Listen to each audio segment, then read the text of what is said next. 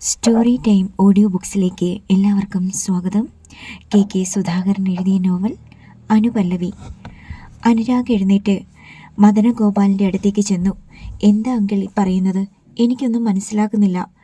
RK associates എന്ന company എൻ്റെ അച്ഛൻ കൃഷ്ണദാസാണ് പടുത്തുയർത്തിയത്. അന്നു മുതലേ അങ്കിൾ ഇവിടെ ഉണ്ടായിരുന്നല്ലോ, ശരിയല്ലേ? അവൻ ചോദിച്ചു. ശരിയാണെന്ന മട്ടിൽ അയാൾ മെല്ലെ തല ചലിപ്പിച്ചു. അച്ഛൻ്റെ മരണശേഷം ഗായത്രി ദേവി എന്ന എൻ്റെ അമ്മയിലായി ഉടമസ്ഥാവകാശം.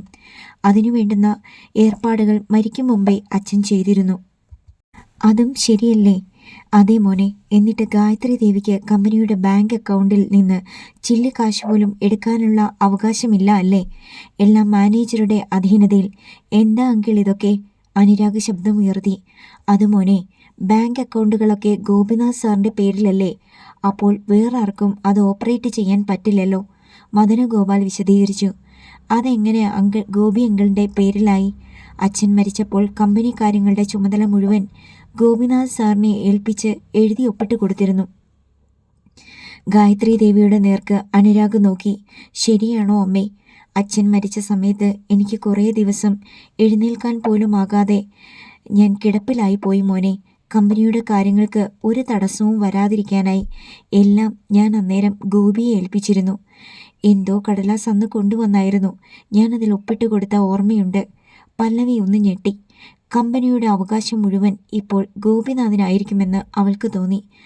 അമ്മയുടെയും മകൻ്റെയും ആവശ്യങ്ങൾ ഒന്നും തെറ്റാതെ നടത്തിക്കൊടുത്തതുകൊണ്ട് അവർ വീണ്ടും അവകാശം സ്ഥാപിക്കാൻ ചെന്നതുമില്ല. സ്റ്റാഫിന് ഇന്ന് ശമ്പളം കൊടുക്കണമല്ലോ, അതിനെന്ത് ചെയ്യും? ഗായത്രി ദേവി ചോദിച്ചു. ചെക്കിൽ ഗോപിനാഥ് സാർ ഒപ്പിട്ടാലേ ബാങ്കിൽ നിന്ന് പണം കിട്ടൂ, മദനഗോപാൽ പറഞ്ഞു. വിളിക്കൂ ഗോപിയെ, വന്ന് ഒപ്പിട്ട് തന്നിട്ട് പോകാൻ പറ, ഗായത്രി ദേവി ആവശ്യപ്പെട്ടു. മദനഗോപാൽ അപ്പോൾ തന്നെ ഗോപിനാഥിൻ്റെ നമ്പർ എടുത്ത് വിളിച്ചു. ഫോൺ ലൗഡ് സ്പീക്കറിലിട്ടു. എന്താ മദന? ഗോപിനാഥ് കോൾ എടുത്തു. ഗായത്രി മാഡം ഓഫീസിൽ വന്നിട്ടുണ്ട്. മാഡം പറഞ്ഞിട്ടാണ് ഞാൻ വിളിക്കുന്നത്. എന്താണ് കാര്യം? ഇന്ന് 1-ാം തീയതിയല്ലേ? സ്റ്റാഫിന് സാലറി കൊടുക്കണം. സാർ വന്ന് ചെക്കിൽ ഒപ്പിട്ടാലേ. ഓ, അതാണോ കാര്യം? മദനൻ അറിഞ്ഞില്ലേ, ഞാനിപ്പോൾ RK അസോസിയേറ്റ്സിലെ ജനറൽ മാനേജർ അല്ല. പക്ഷേ ബാങ്ക് അക്കൗണ്ടുകൾ സാറിൻ്റെ പേരിലാണല്ലോ. അതുകൊണ്ട് സാർ വന്ന് ഒപ്പിട്ട് തന്നാലേ ചെക്ക് പാസ്സാകൂ. എന്നെ ഇറക്കിവിട്ട സ്ഥാപനത്തിൻ്റെ പടി ചവിട്ടില്ല മദന ഞാൻ. എനിക്കുമുണ്ട് ആത്മാഭിമാനം. എങ്കിൽ ചെക്ക് അങ്ങോട്ട് കൊടുത്തയക്കട്ടെ? കൊടുത്തയക്ക്. തിന്ന ചോറിന് കൂറില്ലാത്തവനല്ല ഞാൻ. തന്നെയുമല്ല, എന്നെ സ്നേഹിക്കുന്ന സ്റ്റാഫാണ് അവിടെയുള്ളത്. ഞാൻ കാരണം അവരുടെ ശമ്പളം ഒരു ദിവസം പോലും മുടങ്ങാൻ പാടില്ല. ശരി സാർ. ഗോപിനാഥ് കോൾ കട്ട് ചെയ്തു. തൽക്കാലം പ്രതിസന്ധി ഒഴിഞ്ഞു പോയല്ലോ എന്നോർത്തപ്പോൾ ഗായത്രി ദേവിക്ക് ആശ്വാസം തോന്നി. വേറെ ആരെയും വിടണ്ട, മദനൻ തന്നെ പോയി ഒപ്പിടുവിച്ചാൽ മതി, അവർ പറഞ്ഞു. ശരി മാഡം. മദനഗോപാൽ ചെക്കുമായി ഉടനെ പോയി. പക്ഷേ പല്ലവിക്ക് തൃപ്തി വന്നില്ല. ഈ ഒരു ചെക്ക് ഒപ്പിട്ടതുകൊണ്ട് മാത്രം പ്രശ്നം തീരുന്നില്ലല്ലോ അമ്മേ. ഓരോ ചെക്കും ഒപ്പിടാൻ അയാളുടെ അടുത്തേക്ക് ആളിനെ വിടണ്ടേ? അവൾ ചോദിച്ചു. അത് ശരിയാണല്ലോ. അപ്പോഴാണ് അതേക്കുറിച്ച് ഗായത്രി ദേവി ചിന്തിച്ചത്. സകല ബാങ്ക് അക്കൗണ്ടുകളും അമ്മയുടെ പേരിലാക്കണം എന്നു മാത്രമല്ല, അയാൾക്ക് കൊടുത്ത എല്ലാ അധികാരങ്ങളും തിരിച്ചെടുക്കുകയും വേണം, അനുരാഗ് പറഞ്ഞു. അതേ അമ്മേ, അല്ലെങ്കിൽ കമ്പനി അയാളുടെ കയ്യിൽ തന്നെയായിരിക്കും. അമ്മയ്ക്ക് ഒരു കാര്യവും ചെയ്യാൻ പറ്റില്ല. ഒരു അവകാശവും ഇവിടെ ഉണ്ടായിരിക്കില്ല. പല്ലവി അവനെ പിന്താങ്ങി. അതിനിപ്പോൾ എന്താണ് നമ്മൾ ചെയ്യേണ്ടത്? ഗായത്രി ദേവി ചോദിച്ചു. ചെന്ന് അയാളെ കണ്ട് സംസാരിക്കണം, എല്ലാം തീർപ്പാക്കണം. അമ്മ എഴുതി കൊടുത്തത് എന്താണെന്ന് അറിഞ്ഞാൽ മാത്രമേ കാര്യങ്ങളുടെ സത്യാവസ്ഥ മനസ്സിലാക്കാൻ പറ്റൂ. ശരിയാ മോളെ. മദനഗോപാൽ മടങ്ങി വരുന്നതുവരെ അവർ ഓഫീസിൽ തന്നെ ഇരുന്നു. ഗോപിനാഥ് ചെക്ക് ഒപ്പിട്ട് കൊടുത്താണ് അയാളെ വിട്ടത്. തൽക്കാലം പ്രശ്നം തീർന്നല്ലോ. ബാക്കിയുള്ള കാര്യങ്ങൾ ഞാൻ മദനനെ ഏൽപ്പിക്കുകയാണ്. ഞാനിപ്പോൾ പോകുന്നു. നാളെ രാവിലെ വരും. അതിനുള്ളിൽ എന്തെങ്കിലും അത്യാവശ്യമുണ്ടായാൽ എന്നെ വിളിക്കണം, ഗായത്രി ദേവി പറഞ്ഞു. ശരി മാഡം. ഗായത്രി ദേവിയും അനുരാഗും പല്ലവിയും RK ബംഗ്ലാവിലേക്ക് മടങ്ങി. ഇനി ഇത് വെച്ച് നീട്ടിയാൽ പറ്റില്ലമ്മേ. എത്രയും വേഗം നമുക്ക് അയാളെ കണ്ട് ഒരു തീരുമാനമുണ്ടാക്കണം, അനുരാഗ് പറഞ്ഞു. അവൻ ഇങ്ങോട്ട് വരാൻ പറയട്ടെ? ഗായത്രി ദേവി ചോദിച്ചു. വരാൻ പറ. ഓഫീസിൽ എന്തെങ്കിലും പണത്തിന് ആവശ്യം വന്നാൽ നാളെയും ചെക്ക് കൊടുത്ത് വിടേണ്ടി വരില്ലേ? പല്ലവി ഒന്നും മിണ്ടിയില്ല. ഫോൺ എടുത്ത് ഗോപിനാഥിനെ അപ്പോൾ തന്നെ ഗായത്രി ദേവി വിളിച്ചു. ഹലോ. അയാൾ കോൾ എടുത്തു. ഗോപിയോട് എനിക്ക് സംസാരിക്കാനുണ്ട്. എത്രയും വേഗം ഇവിടെ വരെ വരണം. ഇല്ല മാഡം, ഞാൻ നിങ്ങളുടെ പഴയ മാനേജർ ഗോപിനാഥല്ല. വിളിക്കുമ്പോൾ അവിടെ ഓടി വരാൻ. നിങ്ങൾക്ക് എന്തെങ്കിലും സംസാരിക്കാനുണ്ടെങ്കിൽ ഞാൻ എവിടെയാണോ അവിടെ വന്ന് കാണണം. ധിക്കാരം നിറഞ്ഞതായിരുന്നു അയാളുടെ സംസാരം. ഗായത്രിക്ക് മിണ്ടാൻ കഴിഞ്ഞില്ല. പിന്നെ ഒരു കാര്യം കൂടി, ചെക്കിൽ ഒപ്പിടാൻ ഇനി കൊടുത്തയക്കരുത്. ഞാനത് ചെയ്യില്ല. അയാൾ പെട്ടെന്ന് കോൾ കട്ട് ചെയ്തു. ഇപ്പം തന്നെ നമുക്ക് അയാളെ കാണാൻ പോകാം അമ്മേ. അയാൾക്ക് പറയാനുള്ളത് എന്താണെന്ന് ഒന്നറിയണമല്ലോ. അനുരാഗ് ചാടി എഴുന്നേറ്റു. വേണ്ട അനു, എടുത്തു ചാടി ഒന്നും ചെയ്യണ്ട. നമ്മൾ ചെന്നാൽ അയാൾ നമ്മളെ അപമാനിച്ചു വിടും. അതിനു മുമ്പ് നമുക്ക് വിശ്വാസമുള്ള ആരെങ്കിലുമായി ഈ പ്രശ്നം കൺസൾട്ട് ചെയ്യണം, പല്ലവി പറഞ്ഞു. ആരുമായിട്ട്? അവൻ ചോദിച്ചു. അവൾ അപ്പോൾ അതിന് മറുപടി പറഞ്ഞില്ല. പ്രൊഫസർ ശിവദാസിന്റെ കാർ പാഞ്ഞു വന്ന് മുറ്റത്ത് നിന്നപ്പോൾ ഗിരിജാകുമാരി ഒന്ന് ഞെട്ടി. ഇത്ര വേഗത്തിൽ ഇതുവരെ കാർ ഓടിച്ചു വന്നിട്ടില്ല. ഉച്ചയൂണിന് സാധാരണ വരുന്ന സമയമായിട്ടില്ല. ഫ്രൈയിങ് പാനിലെ തിളച്ച എണ്ണയിലേക്ക് മീൻ കഷ്ണങ്ങൾ ഓരോന്നായി എടുത്തിടുകയായിരുന്നു ഗിരിജാകുമാരി. പെട്ടെന്ന് കോളിംഗ് ബെൽ നിർത്താതെ മുഴങ്ങി. സിങ്കിന്റെ ടാപ്പ് തുറന്ന് കൈകൾ കഴുകിയിട്ട് സാരിത്തുമ്പിൽ തുടച്ച് അവർ സ്വീകരണ മുറിയിലേക്ക് ഓടിച്ചെന്നു. ബോൾട്ട് എടുത്ത് വാതിൽ തുറന്നപ്പോൾ കോപം കൊണ്ട് ജ്വലിക്കുന്ന മുഖവുമായി ശിവദാസ് നിൽക്കുന്നുണ്ടായിരുന്നു. എന്തുപറ്റി? അദ്ദേഹത്തിൻ്റെ മുഖത്തെ ഭാവം കണ്ട് അവർ അമ്പരന്നു. ഇനി എന്തു പറ്റാൻ? മരിച്ചാൽ മതി എനിക്ക്. ജീവിതത്തിൽ ഇതുവരെ ഞാൻ ഇങ്ങനെയൊരു അപമാനം നേരിടേണ്ടി വന്നിട്ടില്ല. കഴിഞ്ഞ ജന്മത്തിലെ ശത്രുവാണ് പിന്നത്തെ ജന്മത്തിൽ മക്കളായി ജനിക്കുന്നതെന്ന് പറയുന്നത് എത്ര ശരി? അദ്ദേഹം തളർച്ചയോടെ സെറ്റിയിലേക്കിരുന്നു. ഗിരിജാകുമാരിക്ക് ഒന്നും മനസ്സിലായില്ല. രാഹുലിനെ കുറിച്ചാണ് പറയുന്നതെന്ന് മാത്രം അവർ ഊഹിച്ചു. രാഹുൽ എന്തു ചെയ്തു? അവൻ എന്തെങ്കിലും അബദ്ധം കാണിച്ചോ? അവർ വേവലാതിയോട് ചോദിച്ചു. പറയാൻ തന്നെ എനിക്ക് ലജ്ജയാകുന്നു. സ്വന്തം മകനെക്കുറിച്ച് ഒരച്ഛനും അത് പറയാൻ പറ്റില്ല. വായിച്ചു നോക്ക്. അദ്ദേഹം മൊബൈലെടുത്ത് വാട്സാപ്പ് തുറന്ന് അവരെ കാണിച്ചു. ഭിത്തിയിലൊട്ടിച്ച ഒരു പോസ്റ്ററിൻ്റെ ഫോട്ടോ ആയിരുന്നു അത്. സബ് കളക്ടറും ആർക്കി അസോസിയേറ്റ്സ് ഉടമയുടെ മരുമകളും തമ്മിലുള്ള അവിഹിത ബന്ധം അവസാനിപ്പിക്കുക. മുഴുവൻ വായിച്ച ഗിരിജാകുമാരി ഞെട്ടി. ഇത് ആരെക്കുറിച്ചാണ്? വിശ്വാസം വരാതെ അവർ ചോദിച്ചു. ആലപ്പുഴ ടൗണിലുള്ള മതിലുകളിൽ കഴിഞ്ഞയാഴ്ച പ്രത്യക്ഷപ്പെട്ട പോസ്റ്റർ. ഒന്നല്ല, ഒരുപാടെണ്ണം.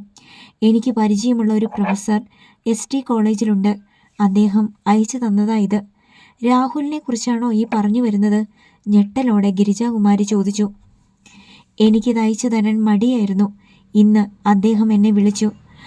ഇങ്ങനെ ഒരു കാര്യം അറിഞ്ഞിട്ടില്ല എന്ന് മനസ്സിലായപ്പോഴാണ് ഇത് അയച്ചു തന്നത്. ആരാ ഈ ആർക്കി അസോസിയേറ്റ്സ് ഉടമയുടെ മരുമകൾ?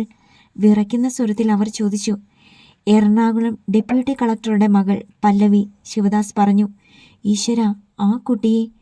അവൻ അത്യാവശ്യമായി ഇവിടുന്ന് ട്രാൻസ്ഫർ മേടിച്ച് ആലപ്പുഴയ്ക്ക് പോയതിൻ്റെ കാരണം ഇപ്പോൾ മനസ്സിലായില്ലേ? എനിക്കതല്ല അത്ഭുതം. ആ പെണ്ണിനെങ്ങനെ ധൈര്യം വന്നു പിന്നെയും അവൻ്റെ കൂടെ? ഇത് സത്യമല്ല. ഇങ്ങനൊന്നും നടന്നിട്ടില്ല. അവനോട് വിരോധമുള്ള ആരോ അവൻ്റെ മുഖത്ത് കരിവാരി തേക്കാൻ വേണ്ടി ഒപ്പിച്ച പണിയാണ്. ഞാനിത് വിശ്വസിക്കുന്നില്ല. എൻ്റെ കുഞ്ഞിനെ എനിക്കറിയാം. അവൻ ചീത്ത വഴിയിൽ നടക്കുകയില്ല, ഗിരിജാകുമാരി ഉറപ്പിച്ചു പറഞ്ഞു.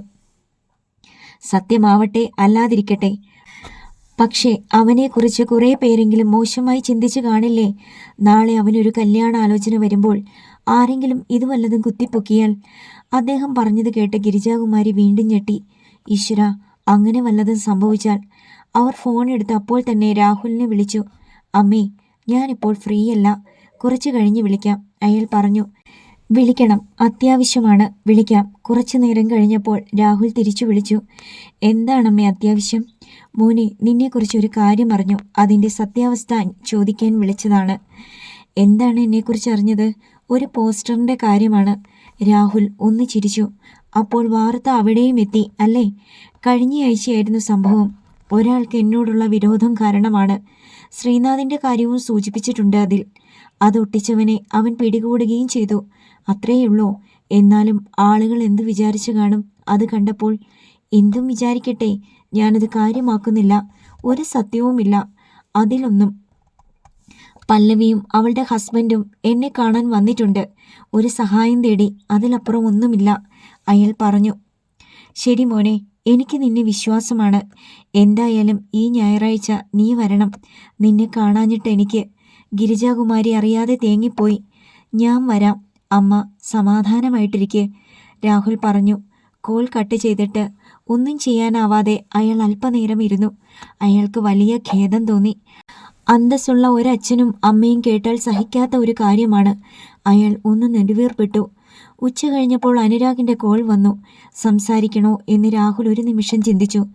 ഇനി അനുരാഗും പല്ലവിയുമായി ബന്ധപ്പെടാതിരിക്കുന്നതല്ലേ നല്ലത്? അവരായി അവരുടെ പാടായി. അങ്ങനെയങ്ങ് നിസ്സാരമായി തള്ളിക്കളയാൻ പറ്റുമോ രണ്ടുപേരെയും? എന്തെങ്കിലും സഹായത്തിന് വേണ്ടിയായിരിക്കും അനുരാഗ് വിളിക്കുന്നത്. ഫോൺ എടുക്കാതിരിക്കുന്നത് മര്യാദയല്ല. എന്താ അനുരാഗ്? അയാൾ കോൾ എടുത്തു. ഞങ്ങൾ ഇന്നലെ അയാളെ ഓഫീസിൽ നിന്ന് പുറത്താക്കി, ആ ഗോപിനാഥിനെ. അയാൾ ഒരെതിർപ്പും കൂടാതെയാണ് പോയത്. പക്ഷേ, എന്താണ് പക്ഷേ? സ്റ്റാഫിന് ശമ്പളം മുടങ്ങുമെന്ന് വന്ന അവസ്ഥയെക്കുറിച്ച് അനുരാഗ് അയാളോട് പറഞ്ഞു. ഇനി ഞങ്ങൾ എന്താണ് ചെയ്യേണ്ടത്?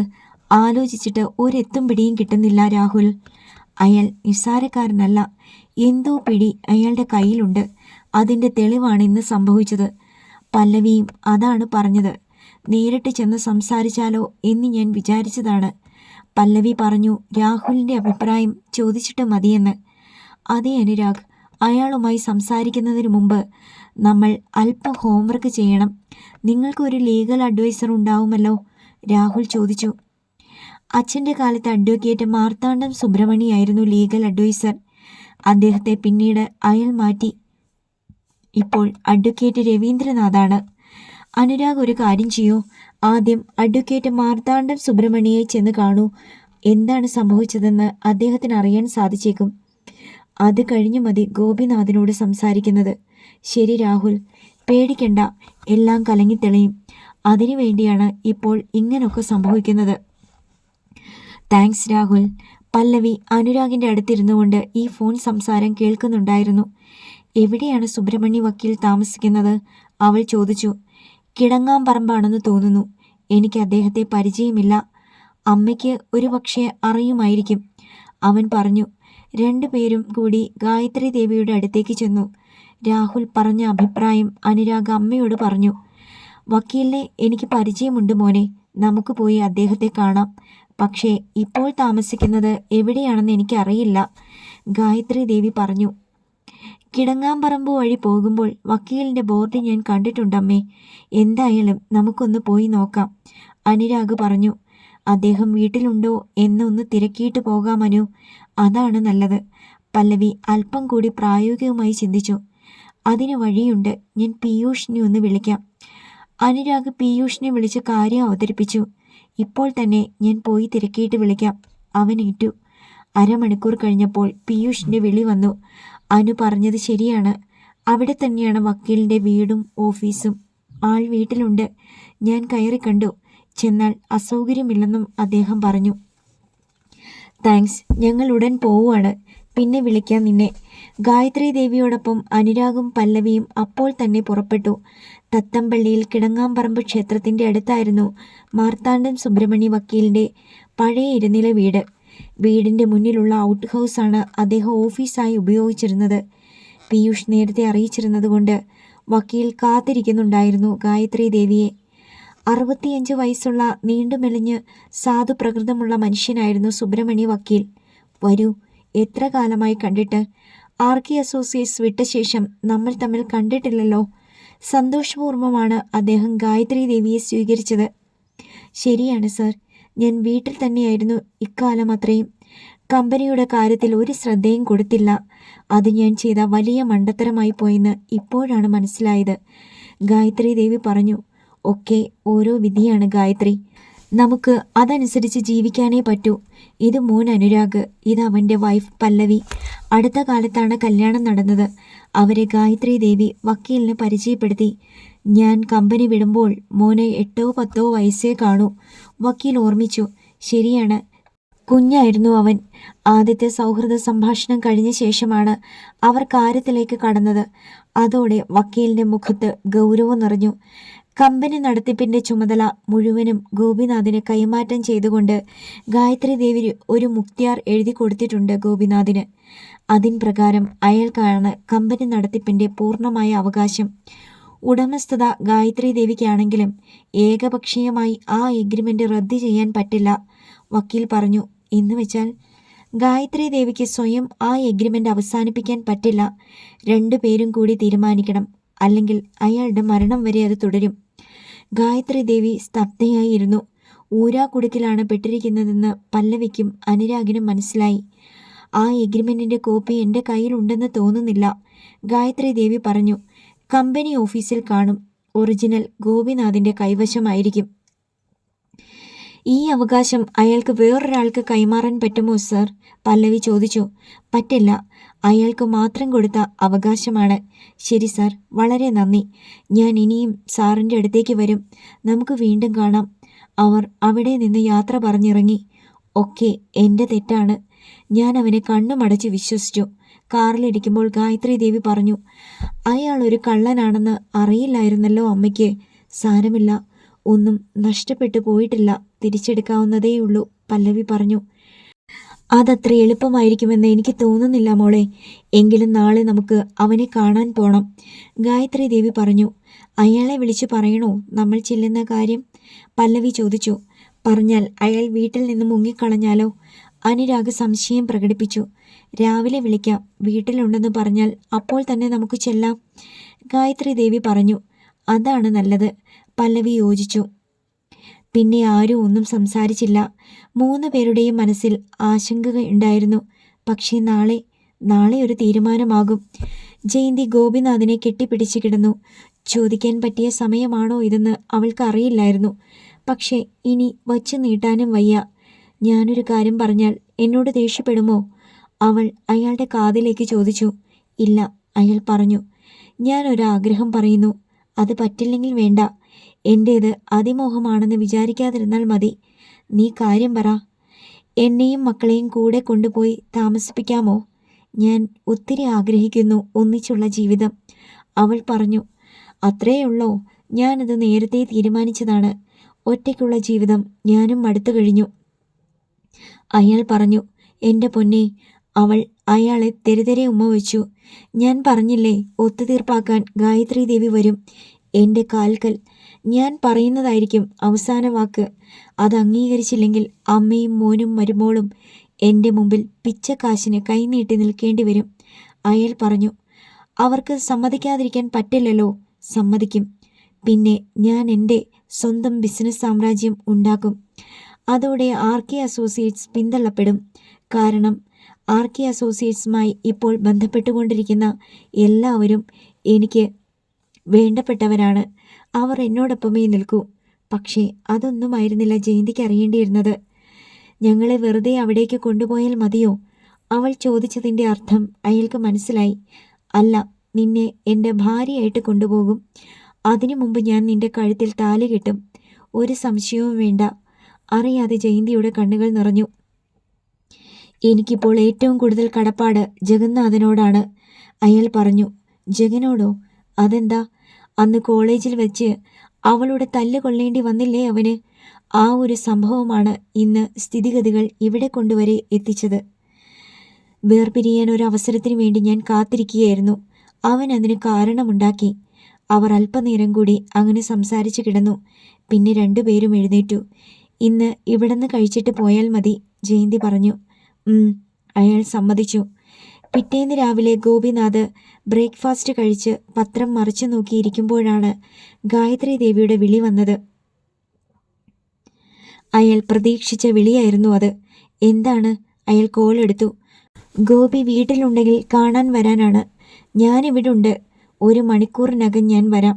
ശരി. 1 മണിക്കൂർ കഴിയും മുമ്പ് ഗായത്രി ദേവിയും അനുരാഗും പല്ലവിയും അയാളുടെ മണിമാളികയിലേക്ക് വന്നു. അയാൾ സ്വീകരണ മുറിയിലുണ്ടായിരുന്നു. എന്താണ് വിശേഷം? 3 പേരും ഇരുന്നു കഴിഞ്ഞപ്പോൾ ഗോപിനാഥ് ചോദിച്ചു. ഞങ്ങൾക്ക് കമ്പനി നടത്തിക്കൊണ്ടു പോകാനുള്ള അവകാശം തിരിച്ചു കിട്ടണം. അന്നുണ്ടാക്കിയ എഗ്രിമെൻ്റ് ക്യാൻസൽ ചെയ്യണം, ഗായത്രി ദേവി ആവശ്യപ്പെട്ടു. ഒരു വിരോധവുമില്ല, ഞാൻ തയ്യാറാണ്. പക്ഷേ എനിക്ക് നഷ്ടപരിഹാരം കിട്ടണം, അയാൾ പറഞ്ഞു. ഗായത്രി ദേവി അത് പ്രതീക്ഷിച്ചതാണ്. 50 ലക്ഷമല്ല, 1 കോടി ചോദിച്ചാൽ പോലും കൊടുക്കാൻ അവർ തയ്യാറുമായിരുന്നു. ഇപ്പോൾ ആർക്കി അസോസിയേറ്റ്സിൻ്റെ ആസ്തി 500 കോടിയിലേറെ വരും. എനിക്കതിൻ്റെ പകുതി വേണം. അതായത് 250 കോടി. അത് കിട്ടണം. സമ്മതമാണെങ്കിൽ മാത്രം അതേക്കുറിച്ച് ചർച്ച ചെയ്യാം. അല്ലെങ്കിൽ ഇപ്പോൾ തന്നെ തിരിച്ചു പോകുന്നതാണ് നല്ലത്. ഗായത്രി ദേവിയും അനുരാഗും പല്ലവിയും ഒന്നും മിണ്ടാനാവാതിരുന്നു. അടുത്ത ഭാഗം നാളെ.